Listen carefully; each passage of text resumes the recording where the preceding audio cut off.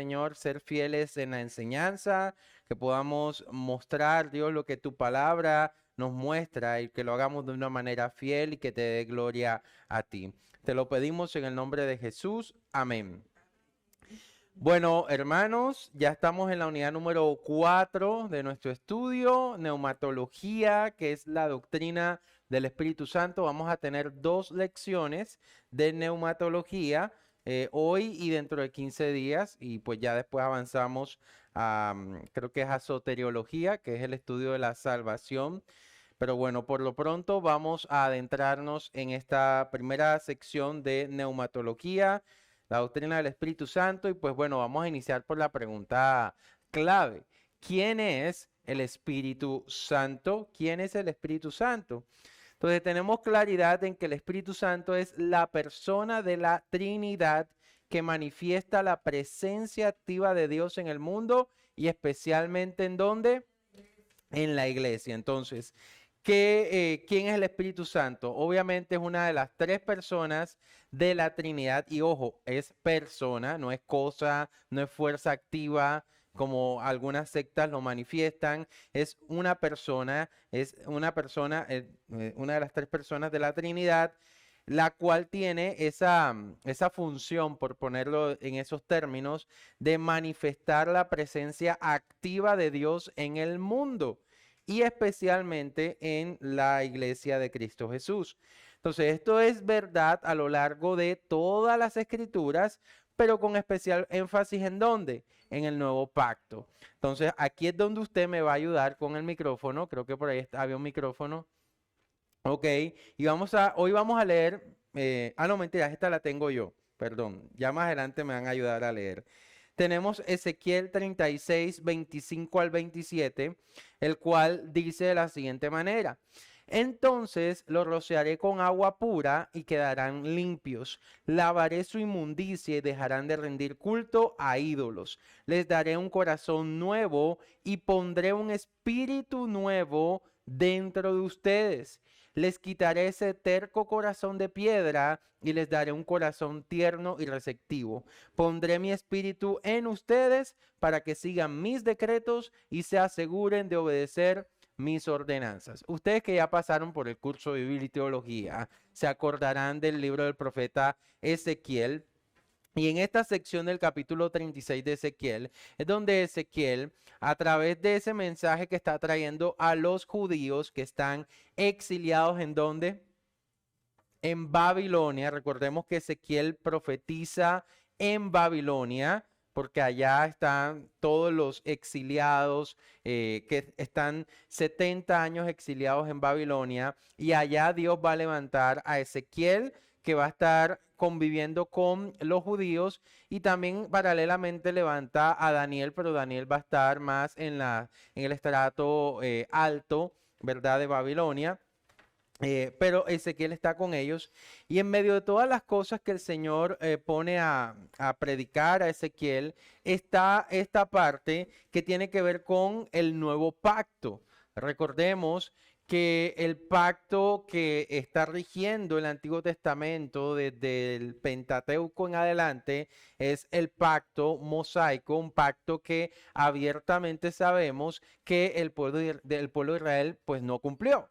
Tenemos ahí la sentencia de Deuteronomio 28, si obedecen vendrán estas bendiciones, si desobedecen vendrían estas maldiciones. Y recordemos que ahí en Deuteronomio 28, en la sección de las maldiciones por la desobediencia, estaba todo esto de los juicios que Dios traería como consecuencia de eso, entre los cuales está eso que ellos están viviendo en esos momentos, que es que ellos están siendo subyugados por un imperio, en ese caso el imperio babilónico. Entonces, Dios usa a Ezequiel para decirles que vendrá ese tiempo en el cual Dios va a colocar un espíritu nuevo dentro de las personas, y que a través de esa acción, pues ellos van a tener va a haber como un cambio en sus vidas. Va a haber un corazón nuevo, va a haber toda una intencionalidad hacia hacer lo que agrada a Dios, como consecuencia de que ese espíritu iba a estar morando en ellos. Y esa es la verdad de la iglesia hoy en día, porque el Espíritu Santo mora en el creyente y el Espíritu Santo, a través del Espíritu Santo, nosotros hacemos morir las obras de la naturaleza pecaminosa, nos lo dice Romanos capítulo 8. Entonces, vemos cómo el Espíritu Santo manifiesta la presencia activa de Dios en el mundo, por supuesto, pero con especial énfasis en la iglesia, porque es en el creyente en donde mora el Espíritu Santo de Dios. El Espíritu Santo de Dios no mora en el inconverso. Por eso es que usted entenderá por qué el inconverso se porta como se porta, porque su aversión a Dios, porque su rechazo a Dios, y tiene que ver con que el Espíritu Santo no mora en él. Amén. Ahora, luego de hablar de quién es el Espíritu Santo, vamos a enfocarnos en los aspectos de la obra del Espíritu Santo. Vamos a ver las diferentes obras que Él hace como tal, y tenemos en primera instancia que el Espíritu Santo habilita. Entonces, cuando hablamos de que el Espíritu Santo habilita, ¿en qué sentido lo hablamos? Primeramente, el Espíritu Santo habilita dando y sosteniendo la vida física. Aquí es donde usted me va a ayudar con el micrófono. Ya empezamos a participar. Hoy vamos a leer mucha Biblia, vamos a leer muchos textos. Escogí algunos textos en particular. No vamos a leer todos los que aparecen en la diapositiva, solo los que he resaltado porque el tiempo pues no nos da para estar leyendo todo. Pero usted que es bien juicioso, usted está anotando. O en el peor de los casos, usted espera la plataforma y allá está la diapositiva, allá está el video y usted va a estar mirando esos textos. Entonces, cuando hablamos de que el Espíritu Santo da y sostiene la vida física, quiero que un volumen 4 en los versículos 14 y 15. Quien lo tenga, levanta la mano y le damos el micrófono. Allá, Marleis, ok. Job 34, 14 al 15. Si Dios retira. ¿Está? Hola. Ya. Sí. Si Dios retirara su espíritu y quitara su aliento, todos los seres vivientes dejarían de existir y la humanidad volvería al polvo. Ok, también tenemos el otro salmo que está ahí, pero se los dejo para que lo lean en casa. Pero claramente este texto nos da muestra de esta verdad.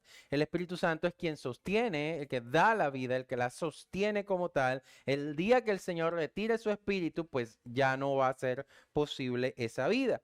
Paralelamente, también da nueva vida en el acto de la regeneración, que viene siendo parte del acto de la salvación que Dios trae a nuestras vidas. Y para eso vamos a leer Juan capítulo 3, versículos 6 al 7.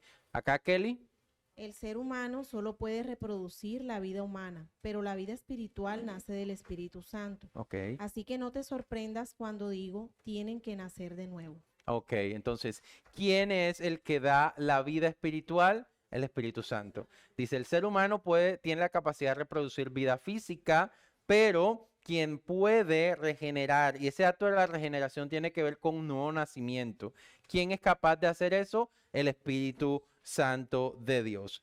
Ahora, también dentro de esta sección de que el Espíritu Santo habilita, tenemos que ver que el Espíritu Santo nos da el poder o la capacidad para poder servir. Vamos a verlo desde la óptica primero del Antiguo Testamento, en donde vemos cómo frecuentemente el Espíritu Santo en el Antiguo Testamento habilitó a personas para un servicio especial.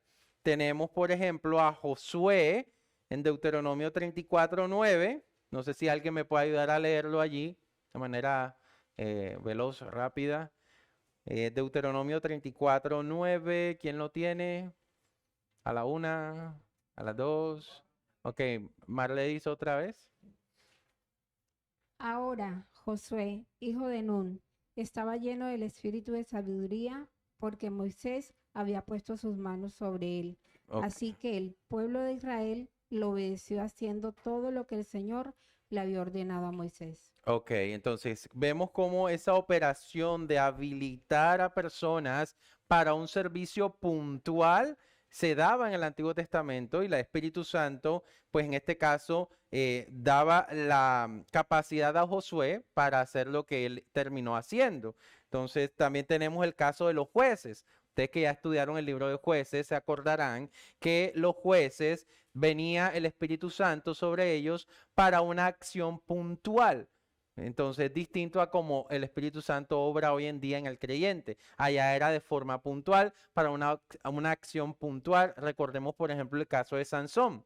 Entonces, cuando el Espíritu Santo venía sobre él, tenía fuerza descomunal y podía vencer a los enemigos. También tenemos el caso de David. Vamos a leer Primera de Samuel, capítulo 6, versículo 13. Primera de Samuel 6, 13. ¿Quién lo tiene? Acá, Eugenio. ¿Dónde está el micrófono? Acá, ok. Primera de Samuel 6, 13. ¿Qué dice acerca de David? Y los de Bet-Semes segaban el trigo en el valle, y alzando sus ojos vieron el arca y se regocijaron cuando la vieron. ¿Ese es el texto o me equivoqué? Sí, sí. Sí es el texto. Ese es. Déjame ver. Primera de Samuel 6:13 o será 6:3. De pronto me equivoqué con el texto y ahí me excuso. De pronto lo escribí mal. Vamos a ver, a verificar.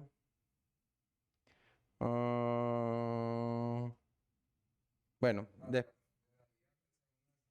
segunda de Samuel será.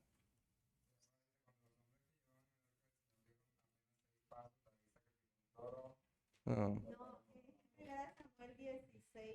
16:3. Léelo, por favor. 13. O sea, me faltó un 1 para el 6. 16:13. Al estar David de pie entre sus hermanos, Samuel Ujú. tomó el frasco de aceite de oliva que había traído Ok, y sí. ungió a David con el aceite, y el Espíritu del Señor Así es. vino con gran poder sobre David a partir de ese día. Luego Samuel regresó a Ramá.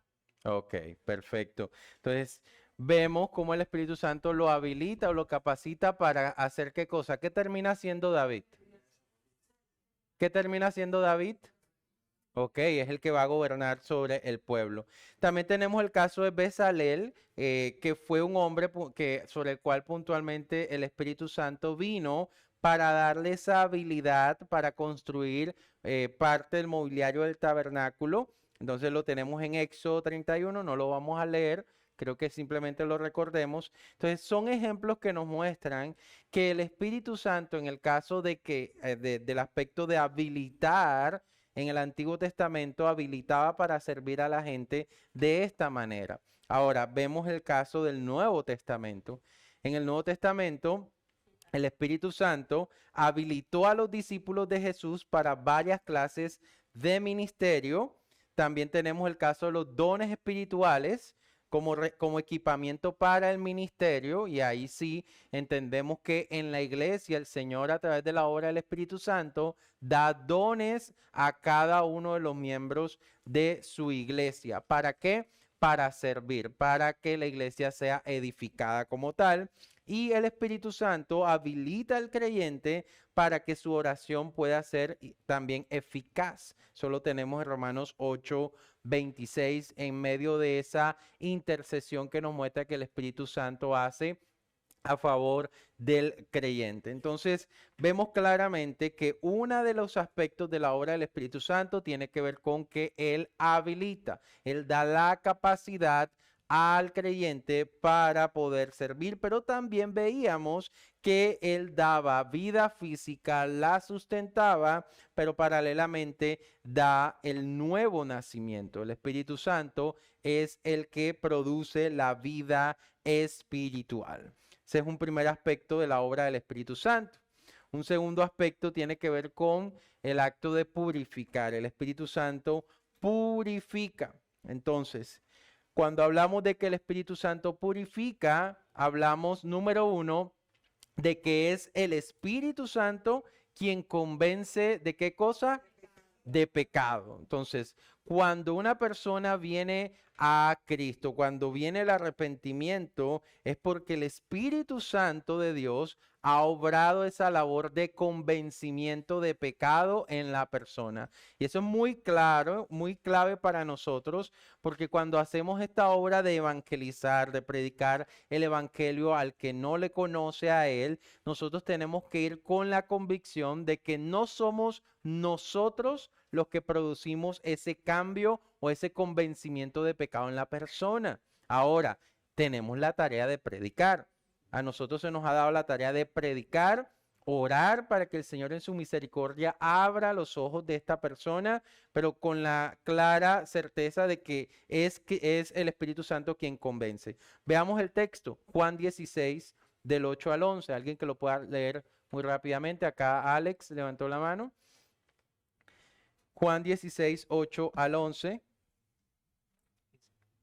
Y cuando Él venga, convencerá al mundo de pecado Ujú, y de la justicia de Dios y del juicio que viene.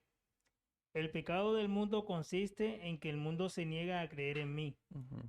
La justicia está disponible porque voy al Padre, y ustedes no me verán más. El juicio vendrá porque quien gobierna este mundo ya ha sido juzgado. Ok, entonces claramente el Señor cuando dice Él, cuando venga Él, está hablando ¿de quién? Del Espíritu Santo. Entonces fíjense que aún la necesidad de que Cristo ascendiera era que también era importante que el Espíritu Santo viniera, porque la labor del Espíritu Santo es convencer de pecado a las personas. Entonces, ¿por qué Cristo tenía que subir? Y porque el Espíritu Santo tenía que seguir haciendo esa obra de convencimiento. Ahora, hablar de que el Espíritu Santo purifica es también hablar de que en el creyente el Espíritu Santo hace una obra de limpieza, por ponerlo en esos términos, limpieza inicial. Entonces, esa limpieza inicial que hace el Espíritu Santo va a propiciar eventualmente ese rompimiento decisivo con las pautas de pecado que antes tú y yo teníamos. Entonces, cuando el Espíritu Santo viene y hace la obra en nosotros, nos convence de pecado, entonces empieza una obra de purificación en nuestras vidas que tiene una tendencia a que poco a poco y eventualmente se va a ir notando que lo que antes me dominaba, el pecado que antes me tenía subyugado, ya no, ya ese poder no lo tiene, porque el Espíritu Santo está haciendo esa obra en mí. Leamos Tito, capítulo 3, versículo 5. Tito 3:5, Snyder, levantó la mano acá. Snyder, Tito 3:5. Él nos salvó, no por las acciones justas que nosotros habíamos hecho, sino por su misericordia. Nos lavó quitando nuestros pecados y nos dio un nuevo nacimiento y vida nueva por medio del Espíritu Santo. Ok, entonces fíjense que ahí habla en términos de pasado, o sea, de algo, nos quitó los pecados. Ahora, ¿qué significa eso de que nos quitó los pecados? ¿De que ya no pecamos más? No, es una acción que demuestra que hay una certeza que se va a ir viendo en el tiempo y que va a alcanzar su clímax, por supuesto, cuando Cristo ya venga por nosotros y seamos transformados, nuestros cuerpos sea un cuerpo glorificado que no tenga relación con el pecado. Pero obviamente en el tiempo se tiene que notar que efectivamente el Espíritu Santo ha ido quitando ese poder o quitó ese poder que el pecado ejercía sobre mí. Obviamente, entre otras cosas, ¿por qué vamos a seguir pecando? Porque mire, hasta que no nos quiten este cuerpo que está viciado por la naturaleza pecaminosa, pues vamos a tener que luchar. Y siempre recordemos la lucha de Pablo con el pecado, Romanos 7. ¿Quién me librará de este cuerpo de muerte? Lo bueno que quiero hacer, no lo hago, termino haciendo lo malo que yo no quiero hacer. Entonces, hasta que Cristo no venga y nuestros cuerpos sean transformados, por supuesto que vamos a estar pecando, no por deporte, no porque sea nuestro día a día como lo era antes, sino porque hay una naturaleza pecaminosa con la cual combatimos, pero efectivamente se nota y se va a notar de manera más contundente con el pasar del tiempo que en nosotros el Espíritu Santo está haciendo una obra de limpieza, una obra que muestra que ya esa atadura del pecado, ese dominio del pecado que había sobre mi vida ya no es una realidad. Amén. Eso, sí. Santificación, el proceso de santificación progresiva, que es una obra que obviamente propicia el Espíritu Santo, pero en la que también nosotros participamos porque nosotros somos llamados a revestirnos de las nuevas vestiduras. Es decir, es un acto en el cual el Espíritu Santo coloca el querer como el hacer, pero nosotros terminamos haciendo. ¿Sí me hago entender? Entonces, eso es muy importante. Sí. ¿Cómo? Romanos 12, Romanos 12.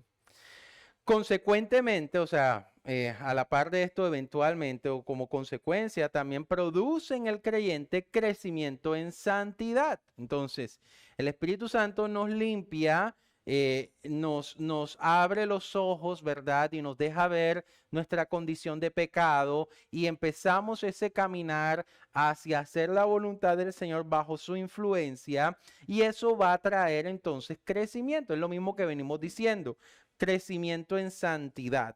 Tenemos varios textos ahí, pero he seleccionado uno solo. Segunda de Corintios 3:18. ¿Quién me ayuda a leerlos, Kelly? Por acá. Segunda de Corintios 3:18. Así que todos nosotros, a quienes nos ha sido quitado el velo, podemos ver y reflejar la gloria del Señor. Quien es el Espíritu, nos hace más y más parecidos a Él a medida que somos transformados a su gloriosa imagen. Ok, entonces fíjense cómo habla primero de un velo, ¿verdad? ¿Quién quita ese velo? El Espíritu Santo. En esa obra de limpieza inicial, por ponerlo así, el velo se nos ha quitado. Y cuando se te quita el velo, tú dices, ¿qué estoy haciendo?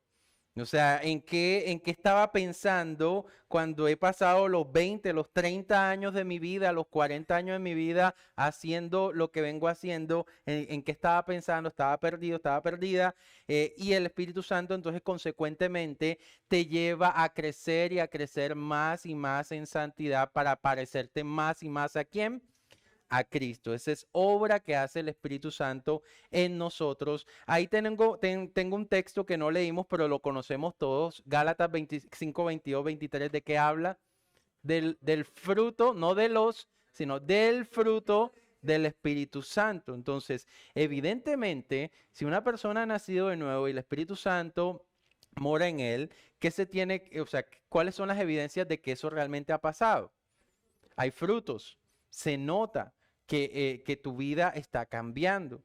Por eso es tan dañino todo este movimiento de la oración de fe y declarar que alguien es salvo y que ha nacido de nuevo a los 5 minutos, porque aunque evidentemente eso pueda ser una realidad, aunque esa persona genuinamente sí haya habido convicción en ese momento en su vida, para nosotros realmente decir que de verdad es una persona que ha nacido de nuevo, hay que esperar un tiempo en el que se manifieste que esa obra del Espíritu Santo se está dando. Hay unos frutos que muestran que eso es cierto. Amén. Ahora, ya vimos entonces la segunda, que es el Espíritu Santo purifica. Ahora vamos a ver cómo el Espíritu Santo también tiene la acción de revelar.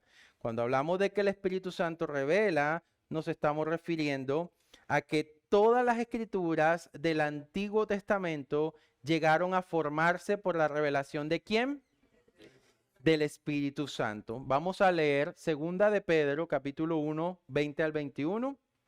Segunda de Pedro 1, 20 al 21. Allá, Mariluz.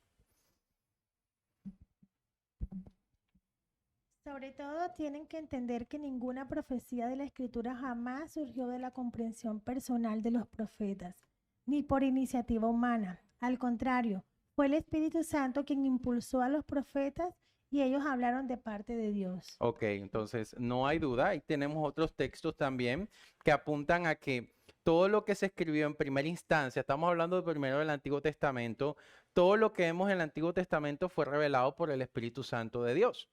Entonces, tienen un valor para nosotros como creyentes. Entender que el Antiguo Testamento fue inspiración divina nos lleva a identificar que esos principios que aparecen en el Antiguo Testamento deben ser abrazados por nosotros como iglesia porque son inspiración de Dios. Amén. Ahora, ¿qué pasa con el Nuevo Testamento en cuanto a esta acción del Espíritu Santo revelando? Pues los apóstoles del Nuevo Testamento y otros que escribieron las palabras de las Escrituras del Nuevo Testamento fueron también guiados por el Espíritu Santo. Tenemos dos textos, Juan 16:13 y Efesios capítulo 3, versículo 5. ¿Quién me ayuda con la primera? Acá mi hermana. Juan 16:13. Ok, vamos a leerlo. Dice, pero cuando el Espíritu de verdad venga, Él os guiará a toda verdad, porque no hablará de sí mismo, sino que hablará todo lo que oiga y os hará saber las cosas que han de venir. Ok, ¿a quién le estaba hablando Cristo allí? A los apóstoles, a los discípulos, ¿verdad? Y esos son los que eventualmente van a escribir ¿qué? El Nuevo Testamento. Entonces les está diciendo que el Espíritu Santo a ellos les va a revelar, les va a mostrar todas las cosas que van a tener que escribir eventualmente. Y tenemos a Efesios 3:5. Acá Fer levantó la mano primero. Efesios 3:5. Dice, Dios no se lo reveló a las generaciones anteriores, pero ahora por medio de su Espíritu lo ha revelado a sus santos apóstoles y profetas. Ok, para ponerlos en contexto de ese pasaje, Efesios 3:5 es el apóstol Pablo hablando acerca del gran misterio que se le había revelado, que no se le había revelado a los profetas del Antiguo Testamento, pero que a ellos, sí, a él puntualmente, se le reveló. ¿Y ese misterio cuál era? El de la salvación, ¿verdad? De los gentiles a través de la fe en Cristo Jesús, que si usted recuerda, usted leyó ese pasaje, usted lo estudió en Biblia y Teología. Efesios 3 empieza con Pablo queriendo empezar una idea y luego como que se detiene y dice, cuando pienso en esto, y empezó a meditar y luego retoma más adelante, pero es meditar mucho acerca de cómo el Espíritu Santo es quien termina revelándole a él puntualmente este gran misterio, que no decidió revelárselo a los profetas en el Antiguo Testamento, sino a ellos en el Nuevo Testamento. Entonces tenemos que en cuanto al Espíritu Santo revelando, es quien inspiró el Antiguo Testamento, es quien inspiró obviamente el Nuevo Testamento, pero en un sentido también práctico para nosotros hoy en día, el Espíritu Santo provee ¿qué cosa? Dirección al creyente. Vamos a leer dos textos más. Tenemos Romanos 8:14 y Gálatas 5:16. ¿Quién me ayuda con Romanos 8? Acá tenemos a Nelcy. Romanos 8:14. Pues todos los que son guiados por el Espíritu de Dios son hijos de Dios. Ok, repítelo nuevamente. Pues todos los que son guiados por el Espíritu de Dios son hijos de Dios. Ok, entonces una de las señales que muestra que una persona realmente ha nacido de nuevo tiene que ver con que es guiado por el Espíritu Santo de Dios. El Espíritu Santo provee al creyente dirección. Y tenemos Gálatas 5:16, Caro, acá. Gálatas 5:16. Por eso les digo, dejen que el Espíritu Santo los guíe en la vida, entonces no se dejarán llevar por los impulsos de la naturaleza pecaminosa. Amén. Ese es un pasaje muy importante. Gálatas 5:16 nos muestra la necesidad de que nuestra vida se someta a la dirección del Espíritu Santo. ¿Por qué? Porque nuestra naturaleza pecaminosa es impulsiva. Usted cuando empieza a meditar en qué significa, qué implicaciones tiene la palabra impulsiva. Cuando usted conoce a alguien impulsivo, de pronto hasta puede ser usted mismo, ¿verdad? ¿Qué caracteriza a una persona impulsiva? Reacciona sin pensar, ¿verdad? Básicamente es eso, reacciona sin pensar, pum pum para afuera, ¿verdad? Por acá me lo está recordando. Lo que salga allí sale, ¿verdad? Y después es que dice, yo no debía haber hecho eso. Bueno, nuestra naturaleza pecaminosa es impulsiva. Nuestra naturaleza pecaminosa tiene eso. El pecado está allí al acecho y reacciona sin pensar. Pero qué bueno saber que en medio de ese panorama de impulsividad que tiene nuestra naturaleza pecaminosa, no estamos solos. tenemos al Espíritu Santo que provee dirección. El Espíritu Santo que siempre es ese bombillito que se prende, ¿verdad? Que está ahí, ojo con lo que estás haciendo, ojo con lo que estás haciendo, o que a veces, muchas veces usa a alguien puntualmente para advertirte, para mostrarte. Lo que pasa es que algunos son cabezones, ¿verdad? Y terminan haciendo la suya, pero siempre tenemos la dirección del Espíritu Santo que en medio de ese panorama tan lamentable, porque es lamentable, o sea, vuelvo al escenario de Romanos 7 con Pablo. Usted ve esa lucha de Pablo con su naturaleza pecaminosa y él lo describe como algo lamentable. Cuando él hace uso de la figura del cuerpo de muerte, está usando una figura que era real de ese tiempo. A muchos prisioneros, que creo que eran cuando las personas mataban a alguien, cuando eran enviados a la cárcel por asesinato, le colgaban el cadáver de la persona y tenía que estar conviviendo con ese cadáver, y usted imaginará lo que eso eventualmente trae, y es la descomposición de ese cadáver va a terminar matándote. Porque todo lo que las infecciones y todo eso de ese cadáver van a terminar quitando tu vida. Y cuando Pablo usa esa figura es muy diciente, porque básicamente la naturaleza pecaminosa está haciendo siempre esa labor de oprimirnos, de detenernos, de evitar que nosotros caminemos por el camino de la luz y que más bien caminemos por el camino de la muerte. Entonces por eso dice, miserable de mí, ¿quién me librará de este cuerpo de muerte? Al final, ¿qué dice Romanos 7? Gracias a Dios, la respuesta está ¿en quién? En Jesucristo. Entonces, gracias a Dios, el hecho de que la respuesta esté en Jesucristo implica también que el Espíritu Santo está con nosotros, mora en nosotros y nos provee la dirección. Qué bueno es saber que no estamos solos en esta lucha.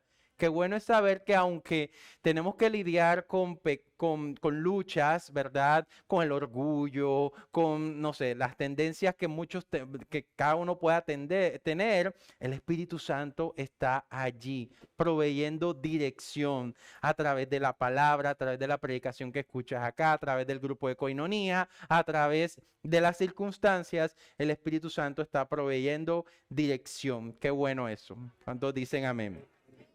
Entonces ya tenemos tres aspectos: el Espíritu Santo habilita, el Espíritu Santo purifica, el Espíritu Santo revela, pero no he terminado. Vamos a ver ahora cómo el Espíritu Santo unifica. Es otro de los aspectos de la obra del Espíritu Santo. El Espíritu Santo unifica. Entonces nos vamos un poco a Hechos, al libro de Hechos que estamos estudiando los domingos aquí en la iglesia, y es ver cómo el derramamiento del Espíritu Santo en el capítulo 2 de Hechos da inicio a la iglesia como una nueva comunidad que está marcada por ¿qué cosa? Por una unidad sin precedentes.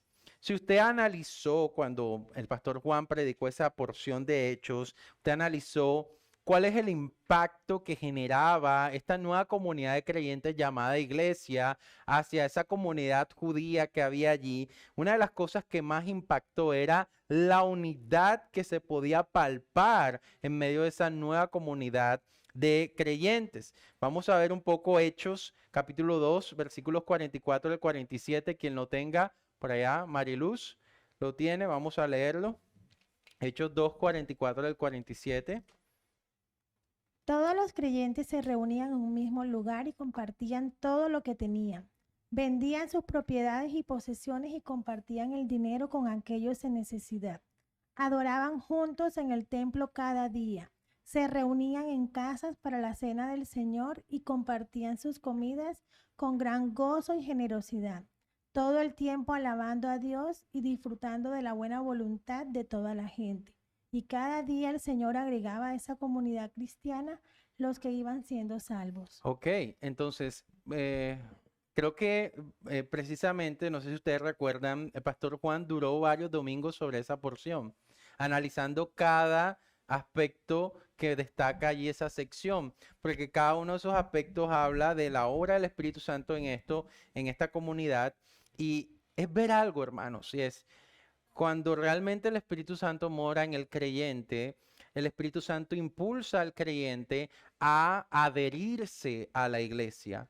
Y ese adherirse a la iglesia no es simplemente voy a hacerme miembro de papel de la iglesia para que me reconozcan como miembro, sino todo lo que eso implica. Y hay un deseo cada vez más creciente, quizás no es perfecto del todo, pero es creciente, es evidente en ese anhelo de estar con los hermanos, de compartir con los hermanos de la iglesia. Y cuando yo hablo de compartir, no es simplemente ir a comer los domingos en la tarde, eso puede hacer parte, sino entender que hay una necesidad de que yo pueda estar haciendo una rendición de cuentas con mis hermanos de la iglesia, de que yo pueda ser edificado por ellos a través de un consejo, de un ánimo, de exhortación, y anhelo estar en esa situación, y es provocado por el Espíritu Santo. Una de las cosas que aprendimos en pandemia cuando estuvimos en cuarentena y no podíamos congregarnos era precisamente ver la necesidad de que pudiéramos estar juntos. No simplemente estar juntos por estar juntos, sino porque el estar juntos realmente era edificante para nuestras vidas.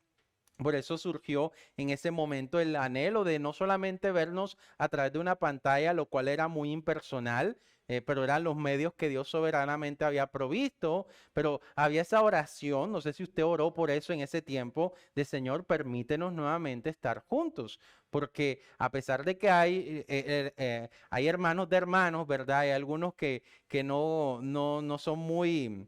digamos, no provoca a veces abrazarlos ni estar con ellos, pero no importa, Señor, aún a través de esos hermanos mi vida es edificada. Entonces, el Espíritu Santo impulsa ese deseo. Entonces, es preocupante cuando hay personas que no desean estar con la iglesia, que se dicen ser cristianos, pero de verdad no son ni siquiera intencionales en vivir una vida de iglesia, porque bueno, está bien, quizás venimos de una noción de que no es importante la vida de iglesia, de pronto venimos con muchos desajustes en cuanto a eso, pero cuando la palabra se te es revelada, cuando el Señor te muestra a través de la palabra que esto es una característica propia del creyente, debe nacer en ti, desarrollarse en ti ese deseo de estar junto a la iglesia. Si eso no pasa, es preocupante. No quiero decir de tajo que no has nacido de nuevo, pero sí hay claros indicios de que las cosas no están andando como deben ser. Entonces, importante ver esa acción del Espíritu Santo unificando. Esta función unificadora del Espíritu Santo se hace evidente en los siguientes textos, de los cuales nada más vamos a leer el primero, que es 2 de Corintios 13:14. Nuevamente un voluntario y voluntaria que nos ayuda acá. Por acá tenemos, ok, allá. Ah, bueno, Alex.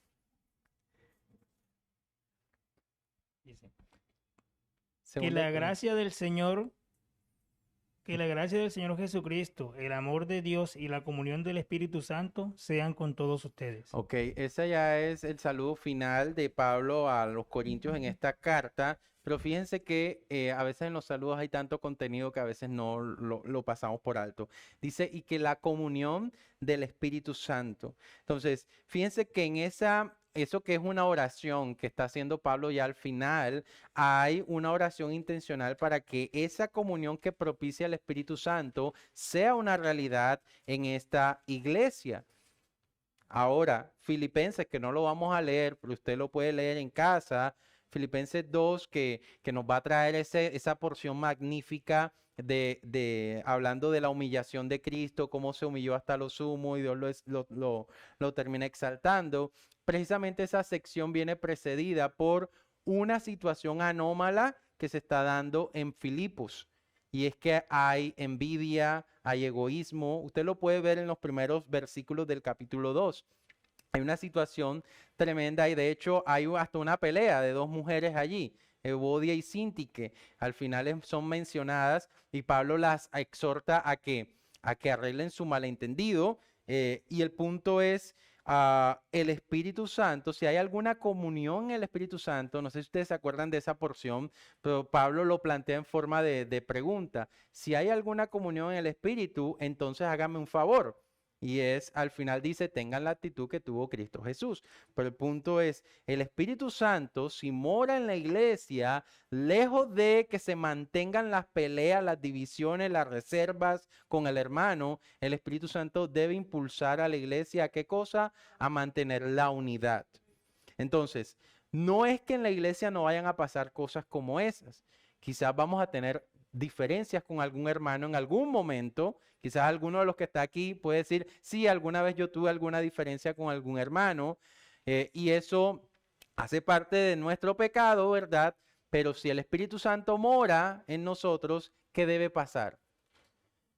Debes tragarte tu orgullo, ¿verdad? Vamos a ponerlo en esos términos. Te tragas tu orgullo y ¿qué haces? Por amor a Cristo, vas y te reconcilias con el hermano. Vas y expones lo que tengas que exponer en amor, pedir perdón, agachar la cabeza, decir, ¿sabes qué? Estoy mal, perdóname, etcétera. Si hay alguna reserva, hay que solucionar eso rápido, porque si el Espíritu Santo mora en ti y mora en la iglesia, esta situación no debe mantenerse.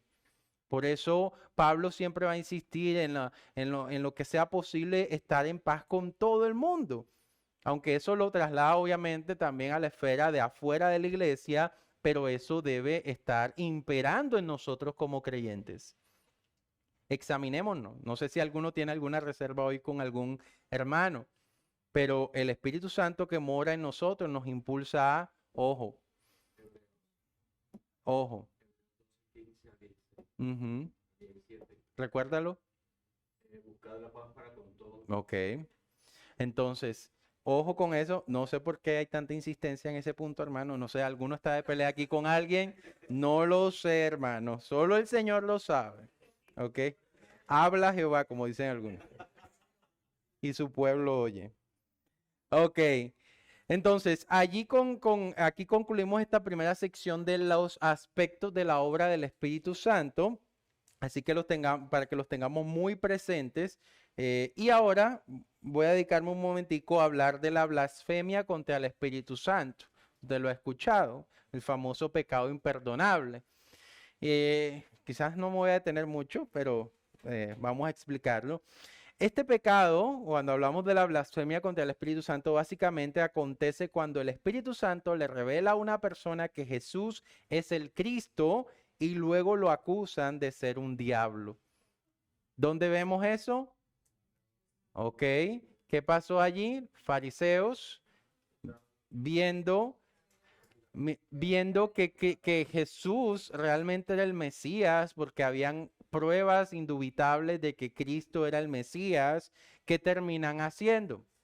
Acusándolo de que todo lo que hacía lo hacía por el nombre de Belcebú, el príncipe de los demonios. Entonces, básicamente allí se da la blasfemia contra el Espíritu Santo. Ahora, ¿a alguien se le puede revelar que Jesús es el Cristo sin que nazca de nuevo? Sí, ahí está el caso de los fariseos. Y te voy a dar otro caso que es más diciente. Los demonios.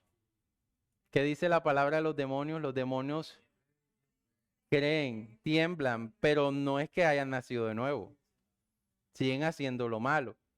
Entonces, es posible que haya evidencias para la persona de que Jesús es el Cristo y terminen haciendo lo mismo que hicieron los fariseos. Eso se convierte en blasfemia contra el Espíritu Santo. Básicamente, eso no es algo que un creyente genuino haría.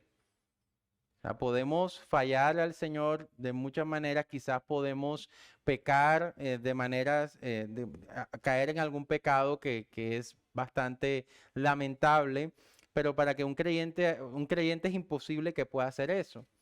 ¿Ok? Entonces, ahí está la blasfemia contra el Espíritu Santo. Con esto en mente, hermanos, yo les voy a regalar unos 10 minutos de break. El break lo vamos a tener hoy un poquito más temprano, son las 7:15. Vamos a tener un break de 10 minutos para que se estire y lo demás. Y luego continuamos con la deidad del Espíritu Santo. Vamos a ver evidencias claras en la palabra de que el Espíritu Santo es Dios. ¿Ok? Listo.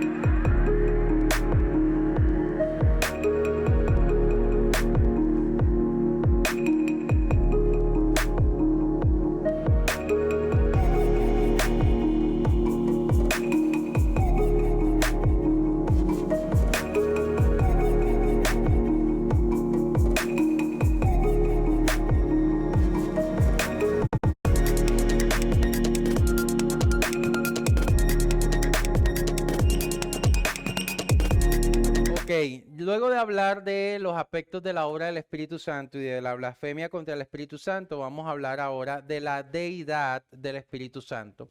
Por supuesto, ahorita vamos a hablar de las herejías que se dicen para atacar la deidad del Espíritu Santo. Cuando hablamos de la deidad del Espíritu Santo, tenemos que enfocarlo primero en el tema de los atributos del Espíritu Santo, que si ustedes son bien analíticos, van a identificar que son los mismos atributos de Dios. Entonces, el Espíritu Santo es eterno, así que vamos a ir viendo estos textos para que veamos la evidencia. Eternidad, Hebreos 9:14, ¿quién lo tiene? Hebreos 9:14, a la 1, a las 2, leo. Hebreos 9:14. Imagínense cuánto más la sangre de Cristo nos purificará la conciencia de acciones pecaminosas para que adoremos al Dios viviente, pues por el poder del Espíritu eterno, Cristo se ofreció a sí mismo a Dios como sacrificio perfecto por nuestros pecados. Ok, entonces se le está dando el atributo de eternidad al Espíritu Santo. También la gloria. Vamos a leer 1 Pedro 4:14 y lo vamos a comparar con Isaías 42:8. Primera de Pedro. 4:14, sí. Si los insultan porque llevan el nombre de Cristo, serán bendecidos, porque el glorioso Espíritu de Dios reposa sobre ustedes. Ok, y lo comparamos con Isaías 42:8. ¿Quién lo tiene? Alex. Dice, yo soy el Señor, ese es mi nombre. No le daré mi gloria a nadie más, ni compartiré mi alabanza con ídolos tallados. Ok, si el Espíritu Santo no fuera Dios, entonces ¿cómo se explica que Pedro está diciendo el glorioso Espíritu Santo o el glorioso Espíritu, cuando Isaías nos dice que Dios ha dicho que Él no comparte su gloria con nadie? Entonces, si el Espíritu Santo no es Dios, entonces, ¿por qué si se le da el atributo de glorioso cuando Dios dice que Él no comparte su gloria con nadie? Tercer atributo, santidad. Isaías 63, 10 al 11, Fer. Pero ellos se rebelaron contra él y entristecieron a su Santo Espíritu. Así que él se convirtió en enemigo de ellos y peleó contra ellos. Entonces recordaron los días de antaño cuando Moisés sacó a su pueblo de Egipto. Clamaron, ¿dónde está el que llevó a Israel a través del mar con Moisés como pastor? ¿Dónde está el que envió a su Santo Espíritu para que estuviera en medio de su pueblo? Ok, y leemos enseguida Mateo 1:18. acá, lo tenemos acá, Mateo 1:18. Ok. El nacimiento de Jesucristo fue así. Estando María, su madre, desposada con José, antes de que se juntasen, se halló que había concebido del Espíritu Santo. Del Espíritu Santo. Entonces queda claro que la santidad hace parte de su atributo. De hecho, se llama Espíritu Santo. ¿Ok? Omnipotencia. Tenemos Lucas 1:35. Acá. Me estamos poniendo a caminar a Rogelio bastante. El ángel le contestó, el Espíritu Santo Perdón. El ángel le contestó, el Espíritu Santo vendrá sobre ti y el poder del Altísimo te cubrirá con su sombra.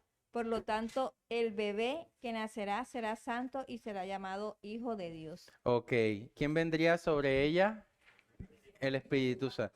Y lo que se va a dar allí es un gran milagro. ¿Ok? Entonces nos muestra su omnipotencia. ¿Qué es omnipotencia?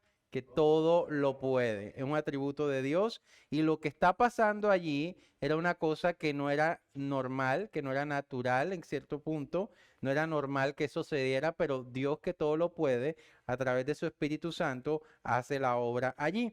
No voy a mencionar Génesis, no lo vamos a leer, pero claramente sabemos que en Génesis 1:1 al 2, en la obra de la creación, el Espíritu Santo también está participando, mostrando que todo el poder que se manifiesta en el acto creativo, también el Espíritu Santo estuvo obrando allí. La omnipresencia la tenemos en el Salmo 139, 7 al 10. Yo creo que ustedes lo conocen, pero de todas maneras lo vamos a leer. Sandra. ¿O Leo? ¿Quién de los dos? Leo. Ok. Leo.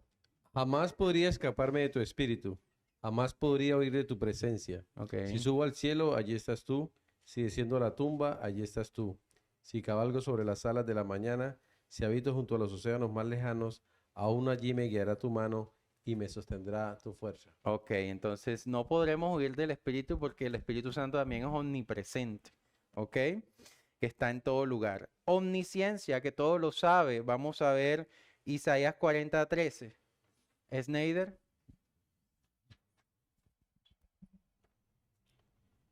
¿Quién puede dar consejos al Espíritu del Señor? ¿Quién sabe lo suficiente para aconsejarlo o instruirlo? Ok, y tenemos 1 Corintios 2:10 al 11. Caro. 2:10 al 11.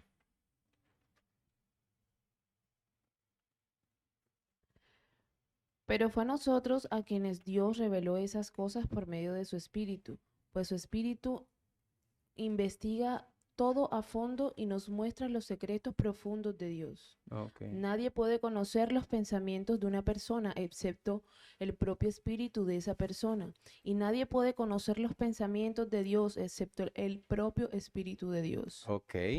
Y el último atributo acá, la verdad. Juan 14:17. Ahí está Fernando. Juan 14:17. Me refiero al Espíritu Santo, quien guía a toda la verdad. El mundo no puede recibirlo porque no lo busca ni lo reconoce, pero ustedes sí lo conocen porque ahora Él vive con ustedes y después estará en ustedes. Ok, bueno, entonces aquí ya tenemos entonces esta primera sección de atributos de Dios que nos muestra la palabra, que son atributos que también corresponden al Espíritu Santo. Ahora, a través de las acciones divinas, también vemos que el Espíritu Santo es Dios. Entonces, tenemos el acto de la creación, ahorita se los decía, en Génesis 1:2, pero vamos a leer Job 26:13. Job 26:13, ¿quién lo tiene? Fernando. Job 26:13. Su espíritu hizo hermosos los cielos y su poder atravesó a la serpiente deslizante. Ok, y lee enseguida 33:4 de Job. 33:4. Dice, el Espíritu de Dios me ha creado y el aliento del Todopoderoso me da vida. Ok, entonces tenemos claras evidencias de que a través de la acción creativa vemos que hay evidencias de la divinidad del Espíritu Santo. Ahora tenemos la inspiración. Creo que ese texto lo leíamos ahorita, si no estoy mal. Segunda de Pedro 1, 20 a 21. Ok, Nelcy. Sobre todo tienen que entender que ninguna profecía de la Escritura jamás surgió de la comprensión personal de los profetas, ni por iniciativa humana. Al contrario, fue el Espíritu Santo de Dios quien impulsó a los profetas y ellos hablaron de parte de Dios. Ok, ya lo habíamos leído ahorita, pero el Señor nos los hace recordar nuevamente. Intercesión y ayuda, que también es una obra de Dios. Intercesión y ayuda en Romanos 8, 26, 27. ¿Quién lo tiene? Cristina. Además, el Espíritu Santo nos ayuda en nuestra debilidad. Por ejemplo, nosotros no sabemos qué quiere Dios que le pidamos en oración, pero el Espíritu Santo ora por nosotros con gemidos que no pueden expresarse con palabras. Y el Padre, quien conoce cada corazón, sabe lo que el Espíritu dice, porque el Espíritu intercede por nosotros, los Ok. creyentes, en armonía con la voluntad de Dios. Ok, entonces claramente vemos la acción de interceder, de ayudar, que también es una acción divina y que el Espíritu Santo hace. Milagros, ya sabemos, hemos visto, creo que lo vimos en el ejemplo de Lucas, que eventualmente pues sabemos que el Espíritu Santo obra milagros y eso es una acción que corresponde a Dios también. Podemos ir a la regeneración, que la encontramos en Juan 3, 5 a 8, que también lo leíamos al principio y es ese pasaje de Jesús con Nicodemo y mostrándole que la nuevo nacimiento es obra exclusiva del Espíritu Santo de Dios y es una obra de Dios, por supuesto. Resurrección también es una acción divina, la encontramos en Romanos 8:11. ¿Quién lo puede leer? Mariluz, 8:11. 8:11 de Romanos. El Espíritu de Dios, quien levantó a Jesús de los muertos, vive en ustedes y así como Dios levantó a Cristo Jesús de los muertos, Él dará vida a sus cuerpos mortales mediante el Espíritu, quien vive en ustedes. Amén. Y por último, y no menos importante, la obra o la acción de santificación. Tenemos segunda de Tesalonicenses 2:13. ¿Quién lo puede leer? Segunda de Tesalonicenses 2:13, a la 1, a la 2. En cuanto a nosotros, no podemos más que agradecerle a Dios por ustedes, queridos hermanos, amados por el Señor. Siempre estamos agradecidos de que Dios los eligió para que estén entre los primeros en experimentar la salvación, una salvación que vino mediante el Espíritu, quien los hace santos y por creer en la verdad. Ok, entonces hay otra evidencia más de la obra de santificación producto del Espíritu Santo. Ok, luego de ver estas dos secciones que nos muestran la divinidad del Espíritu Santo, vamos a hablar un poquito acerca de las herejías sobre el Espíritu Santo. Básicamente nos vamos a enfocar en dos tipos de herejía que hay. La primera de ellas se llama sabelianismo. Se llama sabelianismo porque su autor se llamaba Sabelio. Y esta herejía básicamente enseñaba que la Trinidad forma una sola persona manifestada bajo tres aspectos sucesivos. O sea, no es que estén al tiempo, sino que se van dando. Padre, Hijo y Espíritu Santo. Entonces, implicaba la primacía de Dios como Padre, mientras que el Hijo y el Espíritu Santo serían modos reveladores y temporales de la autorrevelación del Padre. Entonces, es una doctrina, una falsa enseñanza que muestra que esa Trinidad opera siendo el Padre aquí, ¿verdad? Y el Espíritu Santo y el Hijo son modos temporales de la revelación del Padre. Y aún vemos que hay una diferenciación muy acentuada entre los tres. O sea, no es como lo muestra la Biblia, que son tres personas que tienen funciones puntuales, pero que al mismo tiempo son Dios. O sea, los tres tienen los mismos atributos, no hay uno más que el otro. Eso es lo que nos muestra la Escritura, pero sabelianismo nos muestra que básicamente es como que el Padre genera al Hijo, al Espíritu Santo, y aún la manera de operar el Hijo y el Espíritu Santo es básicamente de manera temporal y es básicamente una autorrevelación de la figura del Padre. Se ve bastante extraño, ¿verdad? Pero es una herejía que se ha levantado a través de la historia acerca del Espíritu Santo. Y tenemos esta segunda que se llama arrianismo, que básicamente enseñaba que Dios creó en la eternidad pasada a Cristo y a su vez Cristo creó al Espíritu Santo. Esta es más retorcida todavía. ¿Ah?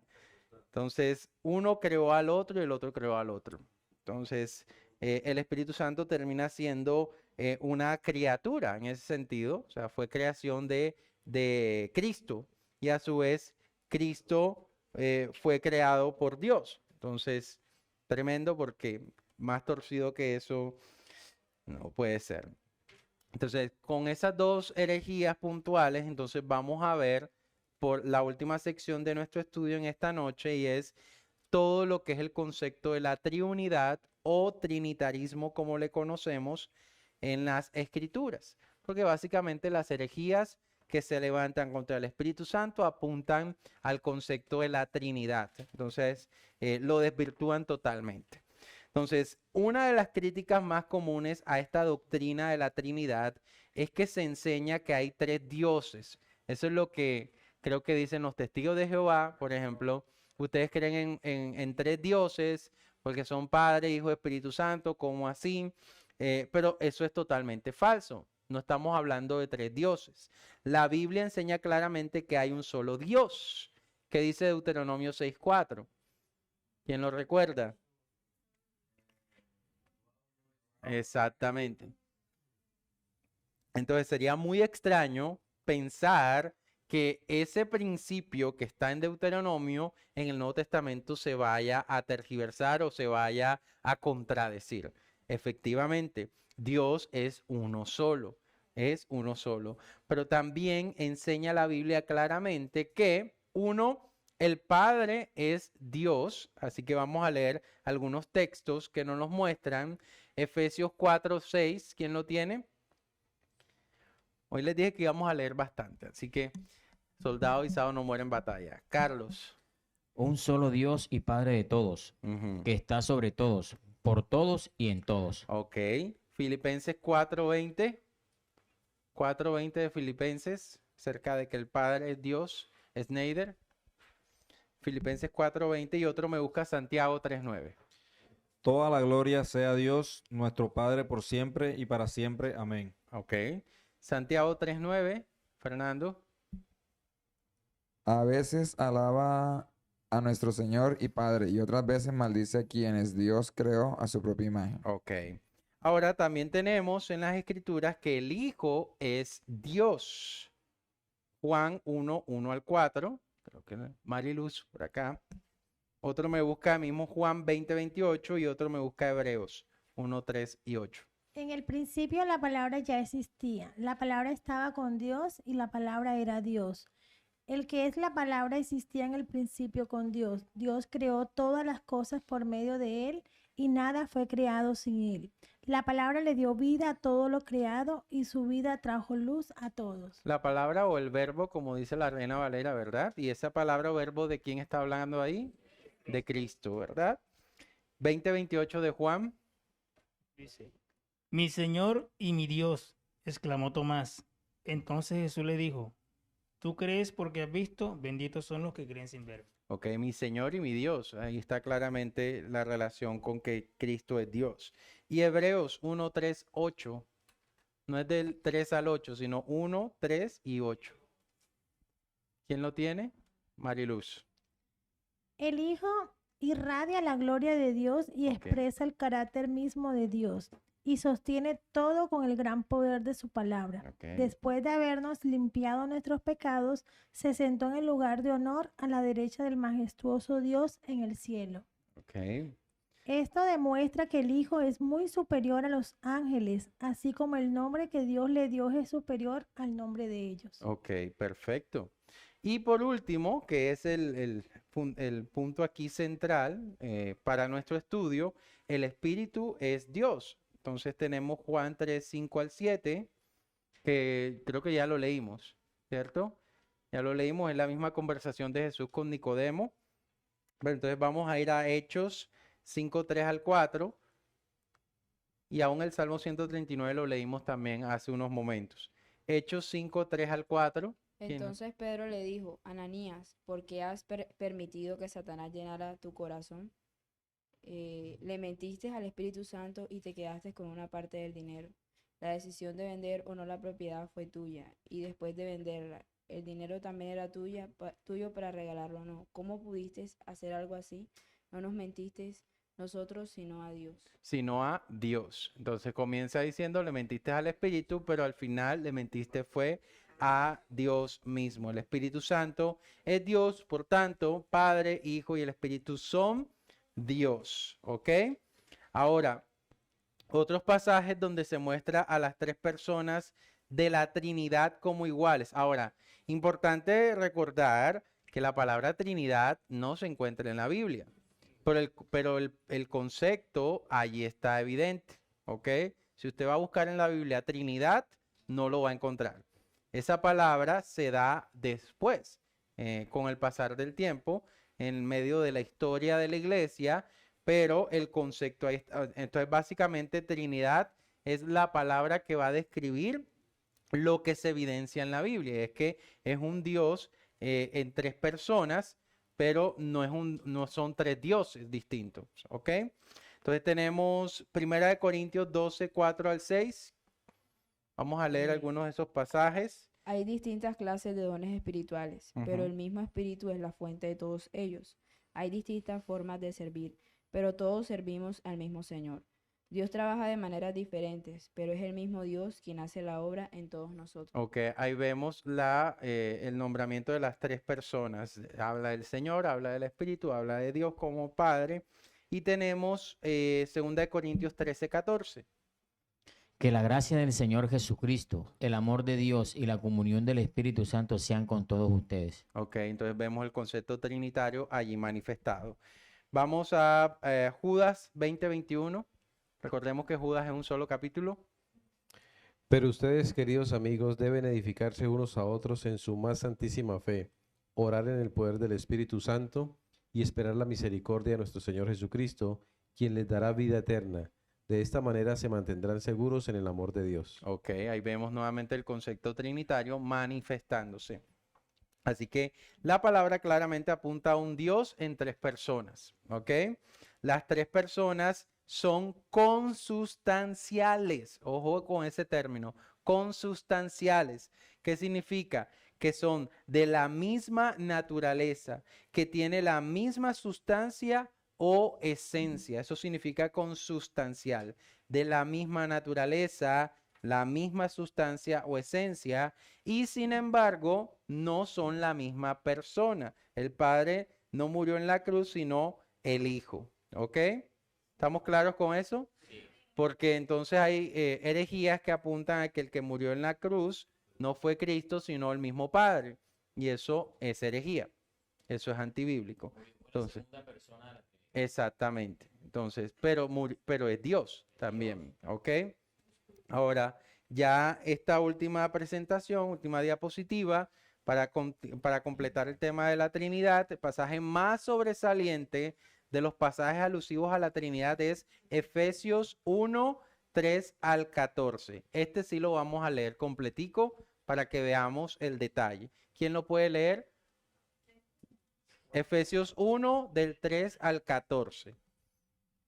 Toda la alabanza sea para Dios, el Padre de nuestro Señor Jesucristo, quien nos ha bendecido con toda clase de bendiciones espirituales en los lugares celestiales, porque estamos unidos a Cristo. Incluso antes de haber hecho el mundo, Dios nos amó y nos eligió en Cristo para que seamos santos e intachables a sus ojos.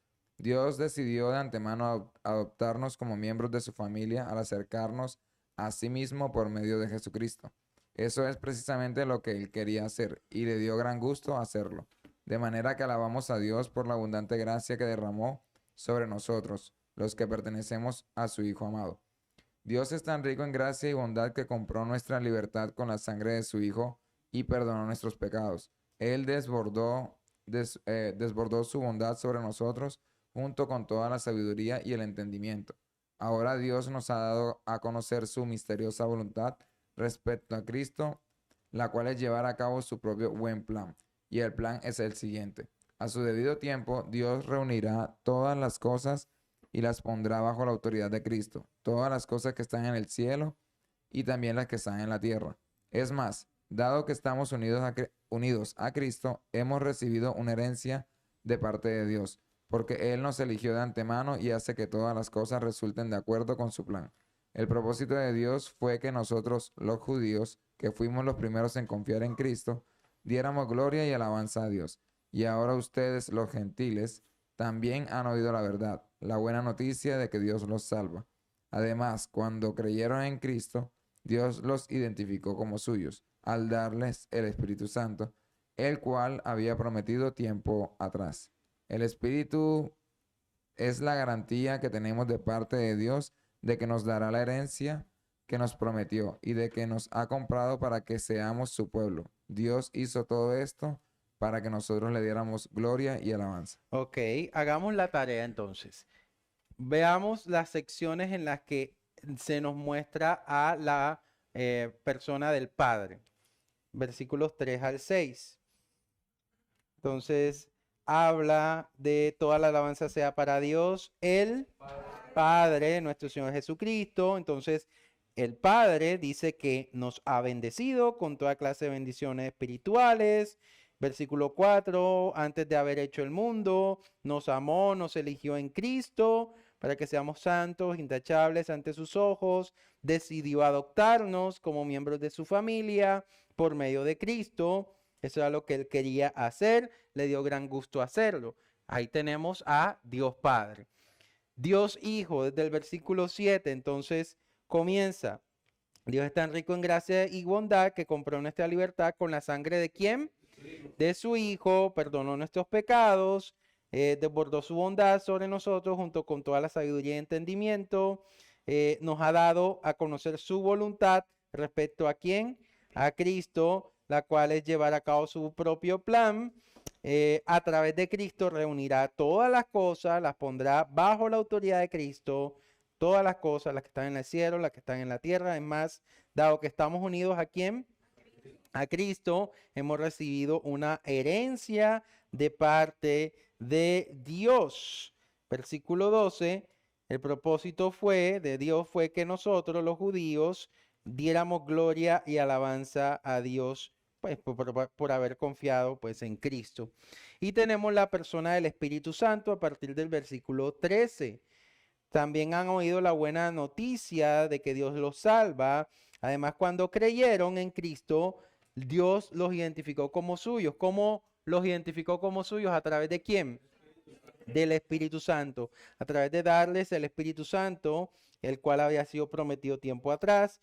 ¿Y qué más dice el Espíritu Santo? El Espíritu Santo es la garantía que tenemos de parte de Dios de que nos dará la herencia que nos prometió y de que nos ha comprado para que seamos su pueblo.